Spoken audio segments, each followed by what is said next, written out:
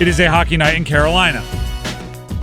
Technically, it is a hockey night in Carolina, meaning the Canes are playing tonight at Montreal. People wearing Canes uniforms and Canes sweaters will be playing hockey tonight. Years from now, when we check what was their record back in that one year?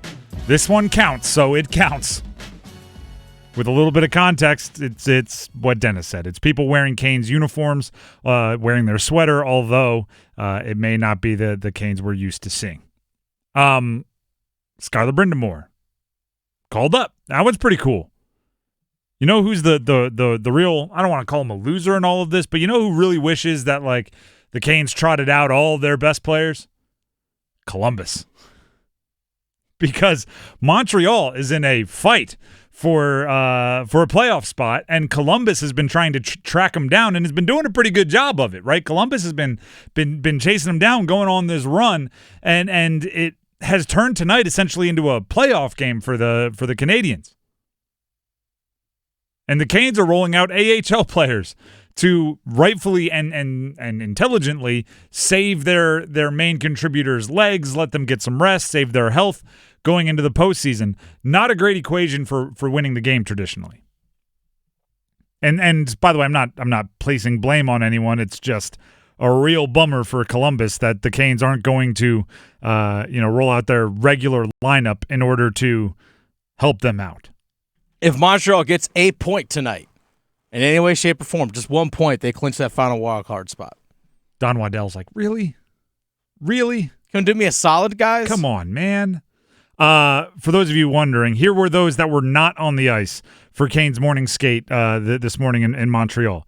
Sebastian Aho, Seth Jarvis, Jackson Blake, there's the top line, Jalen Chatfield, Jacob Slavin, Jordan Martinook, Jordan Stahl.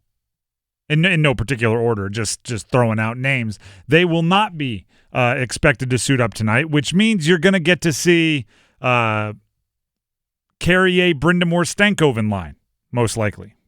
Actually, I don't even know if it's most likely because in this situation, perhaps, the lines at morning skate may have just been that, lines at morning skate, and they're going to shuffle them up by the time the official roster gets released. 11 forward, 7 defensemen. Yeah, it's one of those days where I wouldn't be surprised to see darn near any combination out there, and that makes it seem so arbitrary, right? It makes it seem so fairy dust, right? Just gone with the wind. You're going to play a game, it's going to be done, it's going to be over. I'm not sure it's that, and it's darn sure not that for Montreal. Rod Brind'Amour talked to the media, and he understands what's at stake for the team they're playing tonight.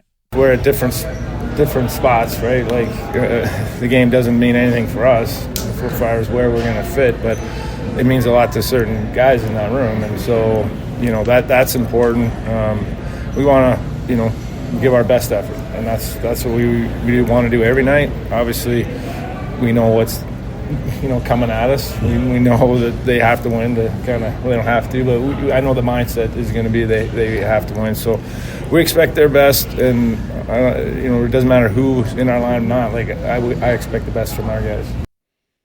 The cool part is when you bring up the AHL guys, they're not going to be playing like this is a game that doesn't matter. Right, Bradley Nadeau, who did get a cup of coffee at the very end of last season in a similar situation, then went to the AHL and just scored goals, gets the opportunity to come up and show where he fits in the future of the franchise, right? Put another, just reminder of, hey, I'm pretty good at this thing. Brind'Amour, again, speaking with the media, talks about the growth of Bradley Nadeau this season, of which he spent darn near all of it at the AHL level. One of our, if not our top prospect, really, he's put in a bunch of goals. That's what we, thought he could do. And I think he started out a little bit slow in the minors, but all of a sudden it was like it took a little time, and then all of a sudden the light bulb went off, and you just see confidence growing. And so that's a kid that we definitely have pegged for the future to be someone special. And I know he's really excited. I know like you said, he played last year, but. This one is a little different. A little different. A little better. A little more used to the system. He had just finished up a college season last year. Yeah, literally. Now he's a little bit more established. Had a year in a professional weight room. I'm excited to see Nadeau. Rod did say as well that his parents, Bradley Nadeau's parents, they weren't able to make His family wasn't able to make the game last year that he played in. Okay. So his family's going to be there in Montreal tonight. So they got a little bit added, a little bit more special. Family actually gets to see him play in the NHL for the first time. Sentimentality, little sentimental feeling. Bradley Nadeau, for the future of the franchise, his skill set does fit with what they need. They need, for lack of a better term, snipers. They need goal scorers. They need guys that want to finish great setups, right? At times in this year, and it hasn't been as of late as noticeable, but at times this year it felt like everybody was looking to, like they had a whole bunch of like John Stocktons and no Karl Malones. Everybody wanted to set them up, right? There was like, great pass. Oh, even better pass. Oh, they make the extra pass. And I'm going like, somebody shoot. Bradley Nadeau will get pucks on net, which I really like about him as a prospect. If you remember at the beginning of the year, when we're talking going into the first game, I said it a whole bunch of times, I wanted a rookie in the opening day lineup, and it was Felix Ungersoren, Bradley Nadeau, or Jackson Blake. It ended up being Jackson Blake, and he's played exceptional this year. So I liked the decision, but Bradley Nadeau, I believe, was right there, right? It could have come down, he could be Jackson Blake if he just had a little bit more of a hot streak in the preseason. I'm not willing to say that would have happened, but he was knocking on the door there. As far as the guys that we do know, meaning that we've been aware of all year and seen, Kotkaniemi expected back in the lineup, as is Gostisbehere, which is nice. Two guys that have been missing time with some ouchies. The first line tonight, Dennis, I know you brought it up, Svech, Kotkaniemi, Hall. That's one that, there's a lot of lines that there's no chance we're going to see in the postseason heading out there, right? Like Carrier centered by Brind'Amour with Stankoven on the other side. We're not going to see that in the postseason. But Svech, Kotkaniemi, and Hall, if that works out, that could work out, and that could be one of your lineups that you're expecting to score and play a big role in the postseason. So it's not completely a throwaway game. That should be your number 2 line in the postseason behind Aho, Blake, and Jarvis. And that should be your second line. And that's your second line has to produce in the postseason. Your second line can't be we hope they do this. Right, leave that to like Jankowski, Robinson, whoever's. That's a we hope line. The Kotkaniemi, Hall, and Svech line would have to score.